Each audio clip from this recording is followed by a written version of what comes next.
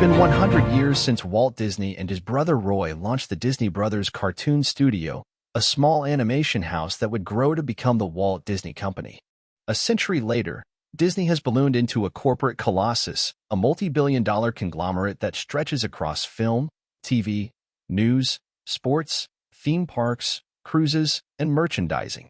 The Disney name is practically synonymous with children's entertainment, and even as the company has ventured into superhero stories in distant galaxies, it's remained committed to its animated roots, releasing more than 60 animated films since its first, 1937 Snow White and the Seven Dwarfs.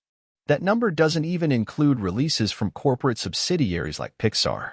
Over the years, Disney has found inspiration in talking mice and singing princesses, but now, the studio is using itself as source material, celebrating its centennial with Wish, out November 22nd.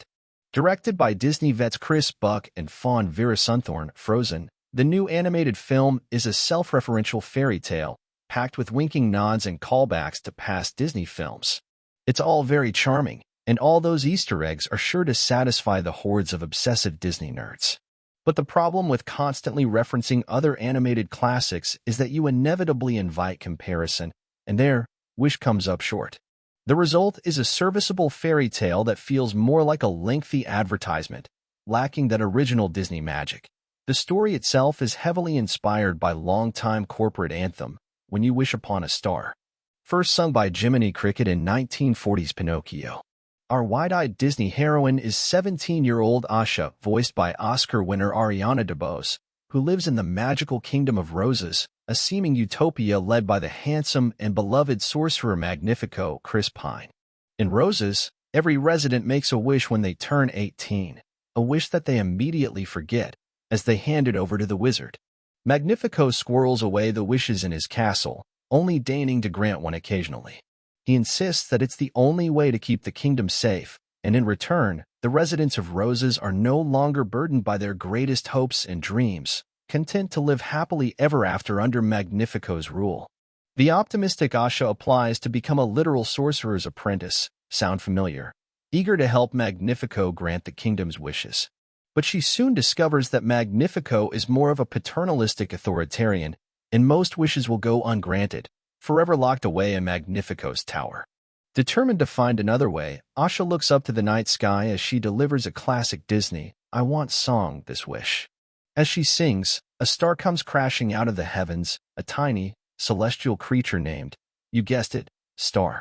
Together with her magical new friend and a talking goat named Valentino, Alan Tudyk, Asha sets out to free the wishes of Roses, sparking kingdom-wide rebellion along the way.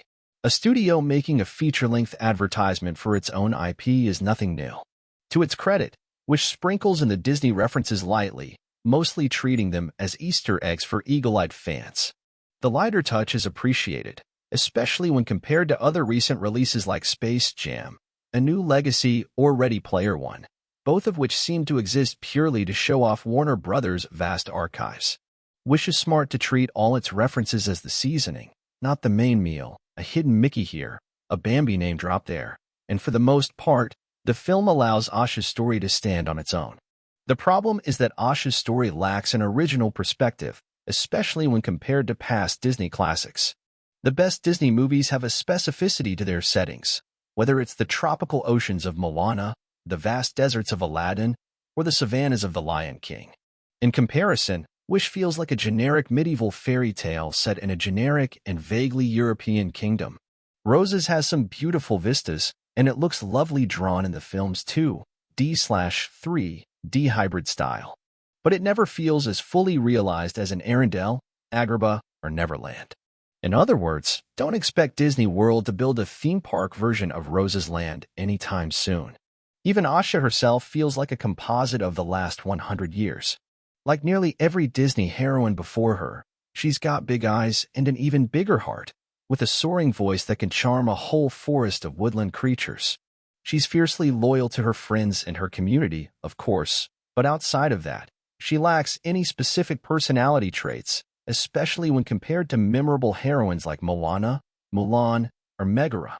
Her talking goat sidekick Valentino, voiced by longtime Disney staple Tudyk, is even more interchangeable, existing only to deliver the occasional quip and presumably sell lots of stuffed toys this holiday season.